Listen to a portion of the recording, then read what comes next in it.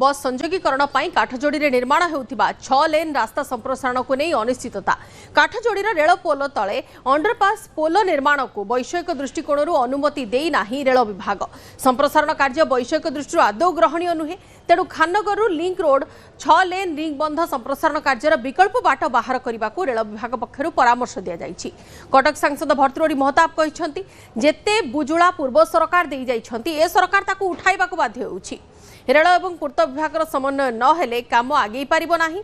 Mayor Subhash Singh कहते प्रकल्प आरंभ बेले सब विभाग सह समन्वय रखी काम आरंभ होइतिला। एबे 75% काम शेष होइछि। एते दिन परे रेल विभाग चिठी करी एनओसी कथा काहेकि कहूछि। विभाग भितर समन्वय रखी उभय केंद्र एवं राज्य सरकार कटकवासी हित दृष्टि एहाकु संपूर्ण करने को मेयर दाबी करिसेंती।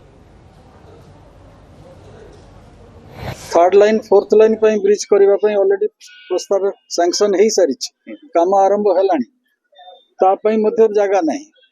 हमर रेल लाइन दरकार ना ए 6 लेन खाननगर बाटे जीवा दरकार।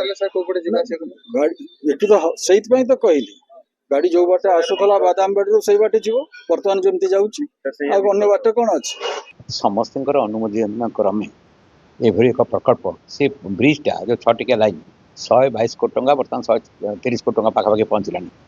ये प्रोजेक्ट आज 75% काम सरला।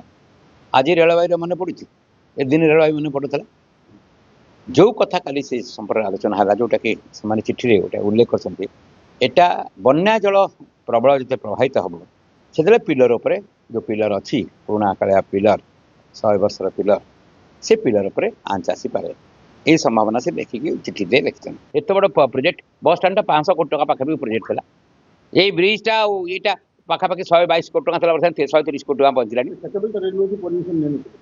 रेलवाई उच्चस्तरीय बैठक में समस्ते सहमति देखिए करते जदि सब विभाग बसिक समन्वय हम चीफ सेक्रेटरी लेवल आउ तार कौन सहमति दरकार अच्छे एवं ये टेक्निकाल कथा कहते कहले उच्चस्तरीय बैठक में आलोचना है बहुत प्रकल्प हम मॉडर्न टेक्नोलोजी डेभलप कर बिना पिलर काम हो।